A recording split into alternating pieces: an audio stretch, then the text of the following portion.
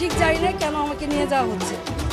যেহেতু আমার এখানে প্রশাসন এসেছে এবং ওনারা বলেছে যে আমার বিরুদ্ধে ওয়ারেন্ট ইস্যু করা হয়েছে, যদিও তারা আমাকে ওয়ারেন্ট ইস্যুটা দেখাতে পারে নাই, কিন্তু আমি আইনের প্রতি শ্রদ্ধাশীল হয়ে আমি তাদের সাথে যাচ্ছি। আমি দুঃখ প্রকাশ করছি যে তারা রাত্রেবেলা এসেছে, আমি রাত্রেবেলা বেরোতে চাই নাই, তারা সারা রাত আমার এখানে ছিল প্রশাসনের লোকজন, এই জন্য আমি দুঃখ প্রকাশ করছি যে আমি ওনাদের কষ্ট দিয়েছি। আপনারা দেখেছেন যে আমার মহল্লার লোকজন তারা এখানে সারা রাত অবস্থান নিয়েছে। আমি আমার এলাকাবাসীকে, মহল্লাবাসীকে ধন্যবাদ দিতে চাই তাদের এই ভালোবাসার কারণে, যে আপনারা কোনো শৃঙ্খলা আচরণ করেন নাই, শান্তভাবে। আমি আপনাদেরই সন্তান, আপনাদেরই মেয়ে, আপনারা আমার প্রতি যে শ্রদ্ধা, ভালোবাসা, সম্মান দেখিয়েছেন, আমি আজীবন আপনাদের এই ভালোবাসা, শ্রদ্ধা, সম্মান মনে রাখবো। আমার এলাকাবাসী জানেন যে আমি আলিয়া মজুমদার সন্তান। আমার বাবা সামনে রাজনীতি করেছে, দলমতের ঊর্ধ্বে উঠে রাজনীতি করেছে। আমি আলিয়া মজুমদার সন্তান। আমার যদি অপরাধ হয়ে থাকে জয় বাংলা, জয় বঙ্গবন্ধু বলার কারণে, তাহলে আমি সেই অপরাধী হতে চাই। এই জন্য যদি আমার বিচার হয় তাহলে বিচার হবে।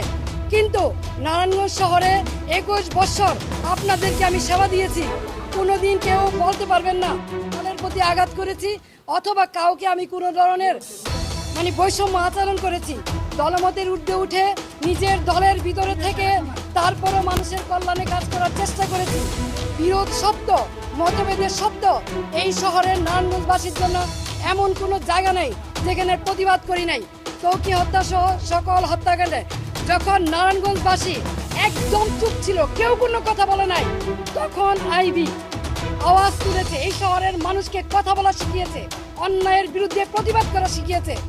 আজকে সেই আইবিকে কিসের জুলুমে, কিসের কারণে, কি কারণে গ্রেপ্তার করা হচ্ছে আমি ঠিক জানি না। কিন্তু যেহেতু আমাকে গ্রেপ্তার করা হচ্ছে, আমি নারায়ণগঞ্জবাসীর কাছে একটাই অনুরোধ করব, আপনারা যেভাবে আমার পাশে ছিলেন, আমার পরিবারের পাশে ছিলেন, আমার পাশে থাকবেন। আপনারা সকলেই জানেন 1 মাস হয়নি আমার ছোট ভাই, অত্যন্ত আদরের ছোট ভাই মোহাম্মদ আলী রাজা রিপনকে আমরা হারিয়েছি। আর সেই ভাইয়ের সুখ এখনো বুঝতে পারি নাই। 3টা ছোট ছোট বাচ্চা, নাবালক বাচ্চা, তার মাঝখান দিয়ে আমাকে এইভাবে অ্যারেস্ট করা হলো, যেখানে আমার বড় ভাই নাই, বোন নাই, আমি সবার বড়। 3টা ছোট ছোট বাচ্চা এবং 1 মাস হয়নি আমার ভাই মারা গেছে, এবং ওদের মাও নাই। 4 বছর আগে ওদের মা মারা গেছে। এইরকম এই অবস্থায় কি কারণে? আমি কি কোনো জুলুমবাজ? আমি কি হত্যা করেছি? আমি কি চাঁদাবাজি করেছি? আমি কি নারায়ণগঞ্জ শহরে এমন কোনো রেকর্ড আমার আছে যে আমি কোনোদিন কোনো বিরোধী দলকে আঘাত করেছি? তাহলে কিসের জন্য, কি কারণে, কোন ষড়যন্ত্রের কারণে, কার সাথে আমাকে অ্যারেস্ট করা হলো? আমিও প্রশাসনের কাছে জানতে চাই। বর্তমান যারা সরকার আছেন, সাম্যের কথা বলেছেন, বৈষম্যের বিরুদ্ধে আপনারা আন্দোলন করেছেন, সরকার হটিয়ে নতুন সরকার এসেছেন, তাহলে কি এই বৈষম্য? তাহলে অনেস্ট রাজনীতি, সততার কিসের মূল্যায়ন? আমি তো বাড়িতেই ছিলাম, আমি তো পালাই নেই, তাহলে এইভাবে আমাকে অ্যারেস্ট করতে হলো কেন? সেই জবাব জনগণের কাছে চাই, জনগণই দিবে ইনশাল্লাহ।